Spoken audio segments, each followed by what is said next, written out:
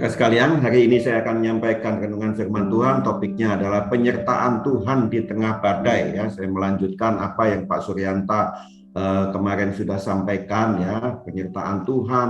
Oh, Immanuel, ya, Tuhan menyertai kita. Kalau di dalam Perjanjian Lama berupa firman itu tertulis, ya, saudara sekalian, di dalam Tauratnya, ya, yang diberikan kepada umat Israel, menyertai umat Israel supaya umat Israel berjalan sesuai dengan perintah-perintah Tuhan. Dan dia juga firman itu hidup, berupa Yesus sendiri yang datang ke dunia. Dan sampai saat ini dia juga menyertai kita dalam bentuk Roh Kudus yang menyertai kita. Dan hari ini saya akan berbicara tentang penyertaan Tuhan di tengah badai.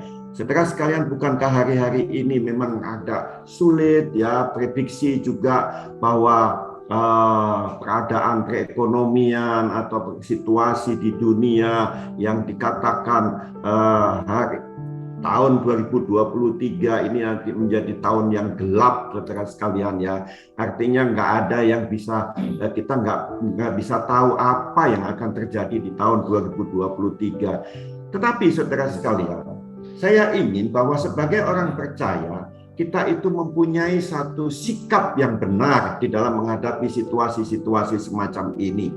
Kita mesti tetap percaya bahwa di dalam situasi apapun, Tuhan Allah yang kita sembah adalah Allah yang menyertai kita. Dan kalau Allah itu beserta dengan kita, maka kita akan mampu melewati segala perkara.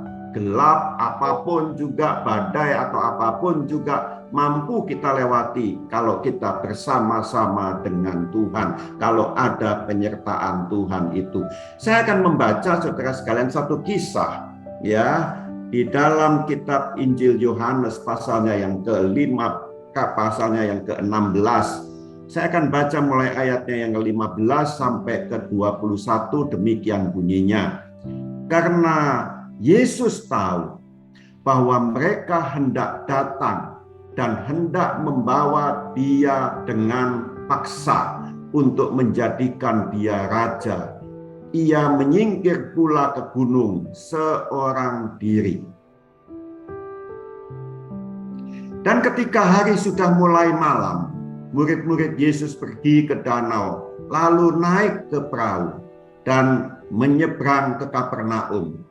Ketika hari sudah gelap, Yesus belum juga datang mendapatkan mereka, sedang laut bergelora karena angin kencang.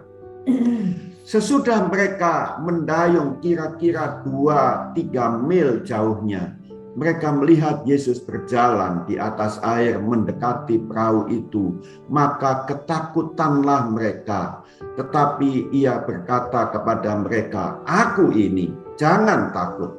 Mereka mau menaikkan dia ke dalam perahu dan seketika juga perahu itu sampai ke pantai yang mereka tujui.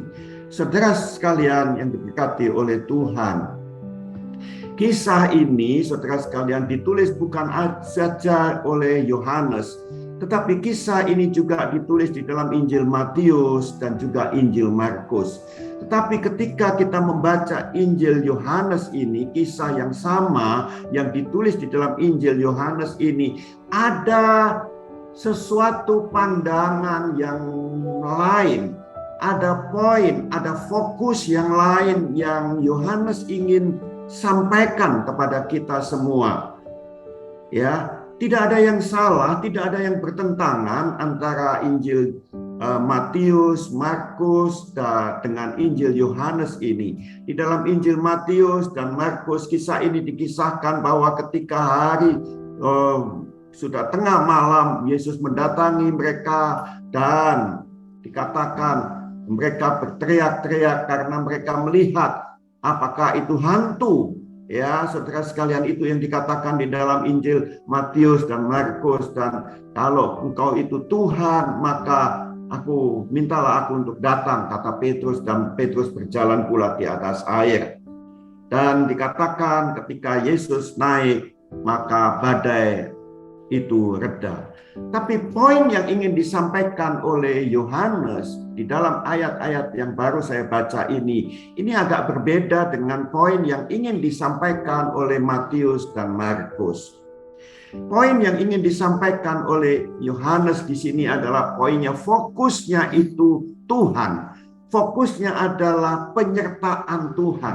Fokusnya adalah kalau ada Tuhan, maka semua urusannya beres. Di dalam Injil Yohanes ini, saudara sekalian, tidak disebutkan sama sekali ya apakah badainya itu reda, ya. Tidak ada lagi badai, itu tidak ditulis di dalam Injil Yohanes ini. Bukan berarti ini bertentangan dengan Injil Matius dan Markus, tetapi apa yang ingin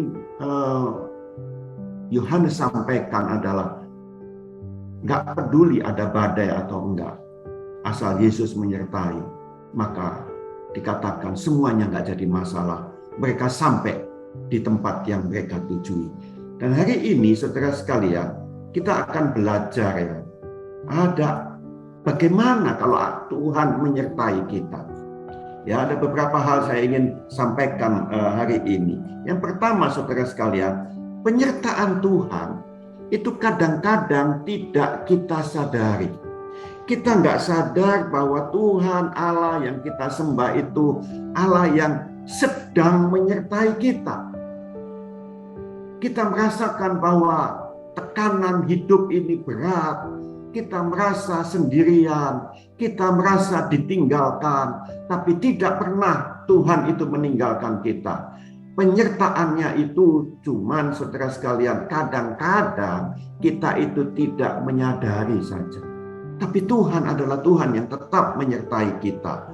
Saudara sekalian, murid-murid itu kalau kita baca ya di dalam Injil Yohanes pasalnya yang ke-6 ini, itu sebelumnya kisah mereka naik ke perahu di danau Galilea ini, ayat yang sebelumnya, ayat-ayat yang sebelumnya, kisah yang sebelumnya adalah kisah tentang Yesus memberikan makan ya kepada 5.000 orang laki-laki saja. Jadi belum terhitung anak-anak, belum terhitung yang lain-lain. 5.000 orang laki-laki itu mereka Yesus mengubah 5 roti dan 2 ikan untuk memberikan makan 5.000 orang laki-laki. Jadi totalnya mungkin kira-kira 15.000, 20.000, saya nggak tahu saudara sekalian.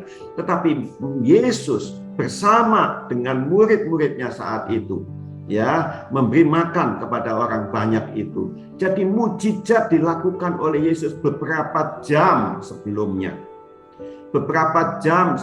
Dan ketika itu saudara, setelah memberi makan 5.000 orang, saudara sekalian, Yesus itu tahu bahwa orang-orang ini hendak membawa dia dengan paksa untuk menjadikan dia itu raja. Ya, mau dibawa aja dengan paksa. Dan oleh sebab itu Yesus menyingkir. Dia naik ke gunung, murid-muridnya ke danau. Murid-muridnya akan pergi seperti yang diminta oleh Yesus, pergi ke Kapernaum. Kita tahu cerita ini ketika kita membaca dari Injil Matius, Injil Markus, saudara sekalian, bahwa Yesus memerintahkan untuk murid-muridnya itu pergi mendahului dia, pergi ke seberang ke Kapernaum, saudara sekalian. Ya, kita tahu kisah itu. Jadi ini melengkapi, Injil Yohanes melengkapi. Ketika mereka itu hendak menangkap menangkap Yesus, untuk menjadikan Yesus raja, Yesus menyingkir, Yesus menghindar, Yesus tidak mau. Saudara sekalian, Yesus naik ke gunung dan murid-muridnya naik ke perahu. Kira-kira itu mungkin jam berapa itu saudara sekalian ya, jam 6 begitu murid-muridnya sudah ke perahu. Anehnya saudara sekalian, beda beberapa jam saja ya. Kalau saya hitung di sini saya tulis ya jam 7 malam misalnya ya. Yesus berjalan di atas air jam 3 pagi. Maka ada 8 jam ya kira-kira waktu itu. Tapi sebelum saat itu mungkin 9, 10, 12 jam sebelumnya mereka itu bersama-sama dengan Yesus. Tetapi kok begitu mudahnya mereka itu nggak bisa kenali Yesus. Padahal 12 jam yang lalu mereka itu bersama-sama dengan Yesus, membagi-bagikan roti kepada orang banyak. Ya, tapi mereka nggak tahu siapa yang datang itu. Bahkan mereka menyangka bahwa yang datang itu adalah hantu. Itu ditulis di dalam Injil Matius dan Injil Markus. Saudara sekalian, sedemikian tertutupnya murid-murid itu. Dan saya berpikir, saudara sekalian, kenapa bisa terjadi sedemikian? Itu adalah karena murid-murid sudah terlalu lelah, sudah terlalu capek, terlalu besar masalah yang mereka hadapi. Coba saudara bayangkan kalau murid-murid itu mulai berlayar, ya, mulai mendayung perahu itu mulai jam 7 malam dan mereka melihat Yesus jam 3 pagi, maka ada 8 jam ya yang dipakai oleh murid-murid itu untuk mendayung perahu mereka. Tapi Alkitab tadi mengatakan mereka cuma mendayung 2 atau 3 mil saja. Padahal jaraknya ya dari ujung ke ujung, dari dari pantai yang satu pantai yang lain itu, kalau Danau Galilea itu lebarnya itu 15 mil, panjangnya 21 mil. Ya, saudara sekalian. Jadi kalau 2 atau 3 mil itu kira-kira paling cuman 5 kilo lah mungkin paling banyaknya, saudara sekalian, ya, 5 kilometer untuk waktu 8 jam, saudara sekalian. Jadi artinya apa? Ada badai yang luar biasa yang sedang menghadang mereka ini, sedang menghadang perahu murid-muridnya ini. Jadi sudah didayung sampai 8 jam, majunya cuma 5 kilometer saja, saudara sekalian. Terlalu lelah, keadaan yang terlalu lelah ini, terlalu capek, masalah yang terlalu besar ini banyak kali membuat orang tidak bisa kenal, tidak bisa merasakan kehadiran Tuhan, tidak bisa merasakan hadirat Tuhan itu. Keadaan yang terlalu capek, keadaan yang terlalu besar masalahnya. Saudara sekalian, banyak kali ketika kita itu menghadapi masalah yang besar, maka fokus kita hanya pada masalah. Dan ketika kita hanya fokus kepada masalah yang besar yang kita sedang hadapi ini, maka kita tidak lagi bisa merasakan hadirat Tuhan yang ada di sekitar kita. Hari ini, saudara sekalian, saya ingin saudara sekalian, ya, kita semua, ayo kita lebih peka kepada Tuhan. Murid-murid ini juga tidak ditulis, saudara sekalian, ya, tidak ditulis di dalam kitab yang kita baca Injil Yohanes tadi bahwa murid-murid itu minta tolong kepada Tuhan. Enggak ada kata-kata itu. Mereka mendayung saja, tidak minta tolong, padahal mereka sudah sangat-sangat kesulitan. Tetapi Yesus sendiri yang berinisiatif mendatangi mereka. Dan ini loh, saudara sekalian, yang saya ingin katakan, ya, poin yang saya ingin katakan, bahwa Allah yang kita sembah itu adalah Allah yang selalu punya inisiatif untuk menolong kita. Adalah Allah yang punya inisiatif untuk selalu mendatangi kita. Allah yang punya inisiatif untuk selalu ingin dekat dengan kita. Murid-muridnya tidak minta tolong pun Allah itu mendatangi mereka. Demikian juga dengan kita. Mungkin hari-hari ini kita merasakan satu beban yang berat, merasakan sesuatu yang selama ini mungkin kita hadapi dengan kekuatan kita. Hari ini saya ingin mengajak kita semua, ayo, mari kita berdoa, kita sungguh-sungguh, kita minta supaya kita bisa merasakan hadirat Tuhan itu. Saudara sekalian yang diberkati Tuhan, itu yang pertama. Kadang-kadang hadirat Tuhan itu tidak kita rasakan. Penyertaan Tuhan itu tidak kita rasakan. Karena terlalu besar masalah yang kita hadapi. Terlalu kita berfokus kepada masalah kita. Yang kedua, saudara sekalian, ya, yang kedua. Penyertaan Tuhan itu lebih besar daripada masalah kita. Hadirat Tuhan itu selalu lebih besar dari semua persoalan-persoalan kita. Kita mesti camkan ini, saudara sekalian, ya. Kita mesti camkan ini. Hadirat Tuhan, penyertaan Tuhan itu lebih besar dari masalah kita. Sekalipun ombak dan angin itu berhenti atau tidak berhenti, Di Injil Matius dituliskan ketika Yesus naik, maka angin dan ombak itu berhenti. Di Injil Yohanes kita tidak menemukan kata-kata itu, tetapi tidak mengapa, saudara sekalian. Karena Yohanes itu fokusnya bukan angin dan ombak itu berhenti atau tidak berhenti. Tetapi Yohanes ingin menyampaikan kepada kita semua pagi hari ini, kalau Yesus naik, maka kita langsung sampai di tempat tujuan kita.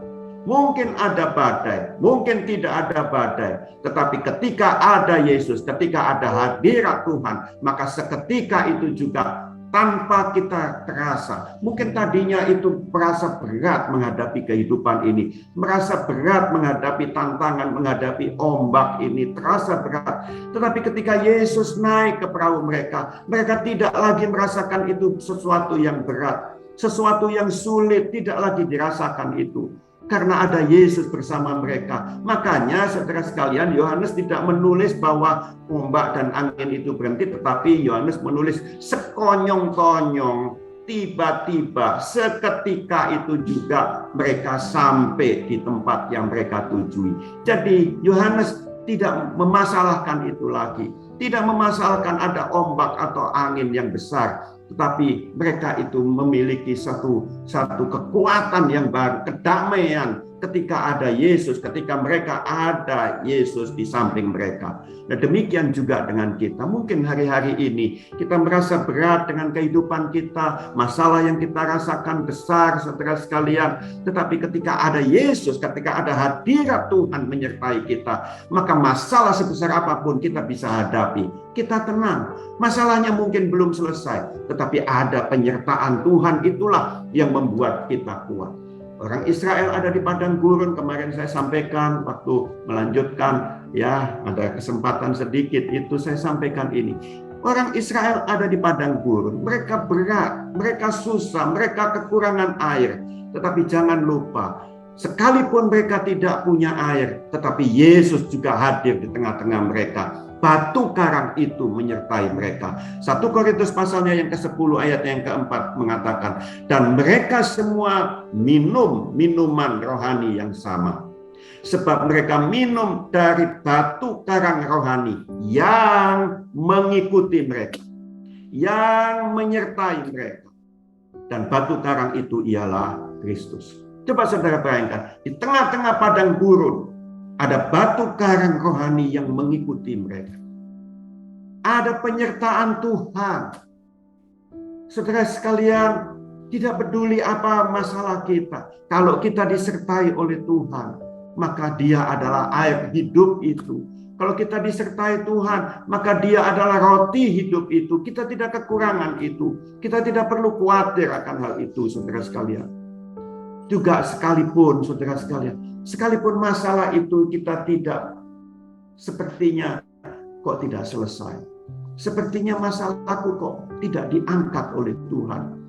Tetapi sekalipun masalah itu tidak diangkat oleh Tuhan, sekalipun masalah itu masih ada, ingatlah bahwa Tuhan menyertai engkau. Bahwa Tuhan ada di sampingmu. Ketika Stefanus dirajam dengan batu, Yesus ada di situ. Stefanus melihat, saudara sekalian, walaupun Tuhan tidak mengangkat, semuanya batu-batu tidak lagi dilemparkan. Tetapi ketika Stefanus dirajam dengan batu, Stefanus melihat bahwa Yesus pun hadir. Dan Stefanus menjadi kuat. Tidak ada masalah. Dengan batu-batu itu tidak ada masalah. Kisah Rasul 7 ayatnya yang ke-55 dan ke-56 mengatakan, tetapi Stefanus yang penuh dengan Roh Kudus menatap ke langit, lalu melihat kemuliaan Allah dan Yesus berdiri di sebelah kanan Allah. Lalu katanya, sungguh aku melihat langit terbuka dan Anak Manusia berdiri di sebelah kanan Allah. Saudaraku, sekalipun masalah kita tidak diangkat oleh Tuhan, tetaplah percaya bahwa Yesus tetap menyertai kita. Dan kalau Yesus menyertai kita, maka kita akan tetap kuat, saudara sekalian, ya, tetap kuat. Yang terakhir, saudara sekalian, penyertaan Tuhan itu memberi kepada kita kesempatan untuk kita menyambutnya. Saudara sekalian, Yohanes pasalnya yang ke-6 tadi, ayatnya yang ke-21 tadi mengatakan demikian. Mereka mau menaikkan dia ke dalam perahu. Mereka menyambut Yesus. Ketika badai itu, ketika angin ribut itu besar menimpa mereka. Dan mereka menaikkan Yesus ke dalam perahu. Pertanyaannya sekarang adalah, saudara-saudara, bagaimana dengan kita? Tuhan ingin menyertai kita, tapi adakah kita mau menyambut Dia? Saudara sekalian, ada banyak kali kita itu cuman berpikir, saudara sekalian, ya, aku ingin membawa Yesus. Supaya Yesus ini akan kujadikan supaya aku ini bisa diberkati. Yesus ini akan kujadikan supaya aku ini tidak mengalami masalah. Aku akan menjadikan Yesus sebagai penjagaku. Aku akan menjadikan Yesus sebagai penolongku. Aku akan menjadikan Yesus sebagai pemberi berkat bagiku. Tetapi apa yang ditulis saudara sekalian Yohanes pasal 6 ayatnya yang ke-15 tadi. Karena Yesus tahu bahwa mereka hendak datang dan membawa Dia dengan paksa untuk menjadikan Dia raja. Ia menyingkir pula ke gunung seorang diri. Saya ingin saudara sekalian, coba saudara renungkan. Apakah saudara sedang memaksa-maksa Yesus untuk menjadikan Yesus hanya sebagai penolong saudara, pemberi berkat bagi saudara? Atau kita memang mempersilahkan Yesus masuk dalam hidup kita karena kita ini sungguh-sungguh ingin menjadikan Dia adalah Tuhan kita, menjadikan Dia adalah Allah kita. Ada banyak sikap saudara sekalian, sikap manusia itu. Ada orang yang mengikut Yesus tetapi tidak hidup seperti layaknya orang percaya, tetapi hidup seperti orang tidak percaya. Mereka menganggap bahwa semua ini berjalan, semua ini terjadi dengan sendirinya saja. Gak ada campur tangan Tuhan. Tetapi ada juga orang percaya yang percaya bahwa Tuhan itu pencipta. Memang Dia pencipta. Tetapi Tuhan itu adalah Tuhan yang tidak terlibat di dalam kehidupan kita. Dia memang menciptakan kita, tapi terlibat? Enggak. Semua ini karena usaha kita saja. Tapi ada yang ketiga, kita percaya kepada Tuhan. Tuhan itu ada, Tuhan itu pencipta, dan Dia adalah Tuhan yang campur tangan, yang terlibat di dalam kehidupan kita. Bagaimana dengan kita? Saudara sekalian yang diberkati oleh Tuhan, saya ingin kita semua merenungkan firman Tuhan ini. Penyertaan Tuhan itu segala-galanya bagi kita. Hadirat Tuhan itu segala-galanya bagi kita. Bukan soal badai, bukan soal angin ribut, bukan soal punya pekerjaan atau tidak punya pekerjaan, bukan soal masalah besar atau kecil, tetapi ketika engkau merasakan ada hadirat Tuhan, maka hadirat Tuhan itulah yang akan memberikan kepada kita kekuatan.